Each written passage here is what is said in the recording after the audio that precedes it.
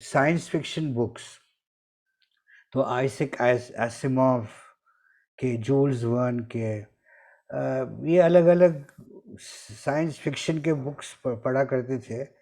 तो वो कई चीज़ें तो आप देखते हैं कि वो सही हो रहे हैं। जो एसिमोव जो प्रेडिक्ट किया था लॉज ऑफ रोबोटिक्स, और रोबोटिक्स किस तरह जाएगा, या तो अब आजकल जैसा आप बता रहे हैं इंटरनेट पर ये सारी चीज़ें अवेलेबल हैं, जो हैं उसके बारे में भी, और जो हाइपोथेटिकल चीज़ें हैं वो भी एनिमेशन के साथ सबके साथ थे। पहले इंटरनेट था नहीं, तो ये सब चीज़ें पहले भी हमारे साइंटिस्ट और लोग सोचे थे, लेकिन वो किताबों में बंद थे, तो आपको वहाँ से इंफॉर्मेशन लेना पड़ता। जस्ट सर साइंस फिक्शन की बातें अभी निकल के आई हैं, और साइंस फिक्शन के बारे में थोड़ी बातें और करना चाहूंगा। आपके जो साइंस फिक्शन की कलेक्शन, साइंस फिक्शन आपने जो जो चीज़ें पढ़ी हैं उसमें, और जो भी राइटर्स आपने जो अब तक देखे हैं, नावलिकर सर भी साइंस फिक्शन लिखा करते थे, तो साइंस फिक्शन को आप किस तरह से देखते हैं कि अभी के टाइम पे, क्योंकि बहुत कम लोग साइंस फिक्शन को पढ़ते हैं, मूवीज बनती हैं, चीजें बनती हैं, सीरीज बनती हैं काफी सारी। अभी मैंने भी एक JL50 करके जो एक सीरीज आई थी, इंडियन साईफाई सीरीज, उनके डायरेक्टर जो थे और डायरेक्टर राइटर, उनका इंटरव्यू किया था। बट ये है कि वो सीरीज है, वो चीज है, बट जो रिटर्न जो थ्योरीज होती हैं या फिर साइंस फिक्शन स्टोरीज होती हैं, उन पर आपके क्या विचार हैं कि वो कितनी ज्यादा इंपॉर्टेंट हो सकती हैं फॉर अ लाइक किसी को इंट्रीग करने के लिए साइंस में, किसी का जो इंटरेस्ट बढ़ाने के लिए साइंस नहीं, मैं वही इसीलिए मैं बात को लाया हूँ। मैं सोचता हूँ कि ये बहुत ही ज़रूरी है। साइंस फिक्शन रियली आपको आपका दिमाग खोलती है, और अच्छा साइंस फिक्शन पढ़ना बहुत मदद करता है। और जनरल बुक्स भी जो आजकल मिल रहे हैं, आजकल क्या पहले भी थे, पहले गामों के 1 2 3 इन्फिनिटी या प्लेइंग विद इन्फिनिटी।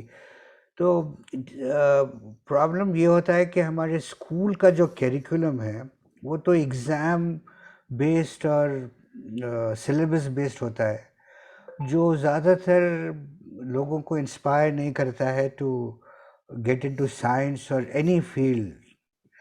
तो जब अगर आप इसी चीज़ को, जो ये नहीं बोल रहा हूँ कि जो स्कूल में पढ़ाया जाता है या यूनिवर्सिटी और उसमें सिलेबस है वो बेकार है, बहुत अहम है।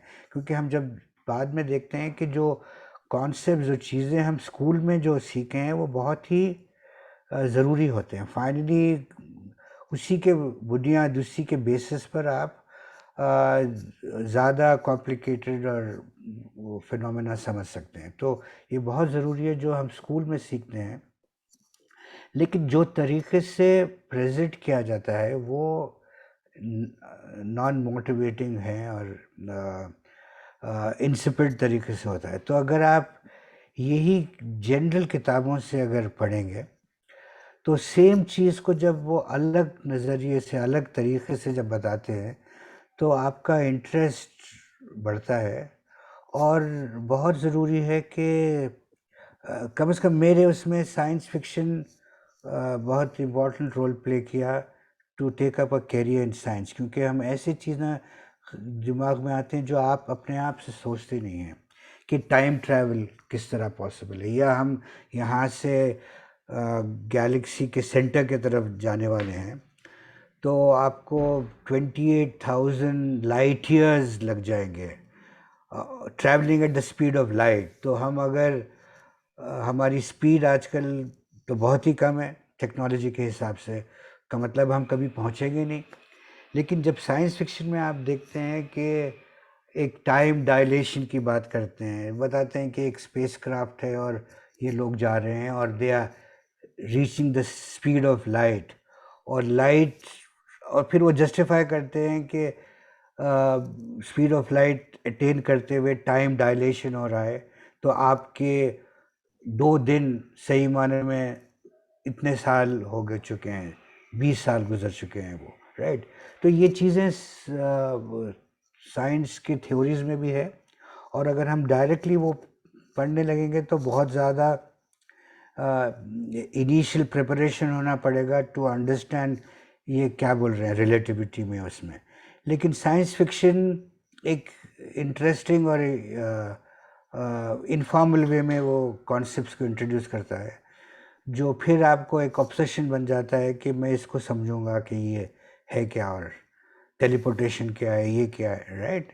तो साइंस फिक्शन, या जैसे जूल्स वर्न के 20,000 लीग्स अंडर द सी, तो जब वो बताता है कि समुद्र के अंदर भी किस किस्म का पूरा इकोसिस्टम है और किस तरह वो ट्रैवल कर रहे हैं, तो ये बच्चों में इंटरेस्ट पैदा कर सकता है कि मैं मरीन बायोलॉजिस्ट बनूंगा, या एस्ट्रोनॉट बनूंगा, या जो भी है। ठीक है, तो ये साइंस फिक्शन का बहुत रोल रहा है मेरी ज़िंदगी में, और मेरे ख्याल से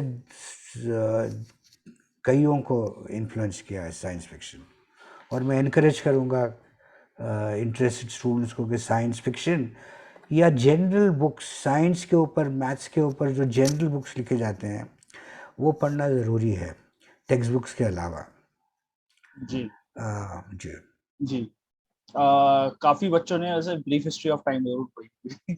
जिन जिन लोगों ने पढ़ी है वो कमेंट में मुझे बताना तुम्हारा एक्सपीरियंस कैसा था भाई। और भी जो भी किताबें तुम लोगों ने पढ़ी हैं, अभी मैं सर से भी पूछूंगा कौन कौन सी किताबें सर रेकमेंड करते हैं, तो वो हम लोग बाद में पूछेंगे। तो तुम लोग कमेंट सेक्शन में बताना कौन कौन सी किताबें तुम लोगों ने पढ़ रखी हैं।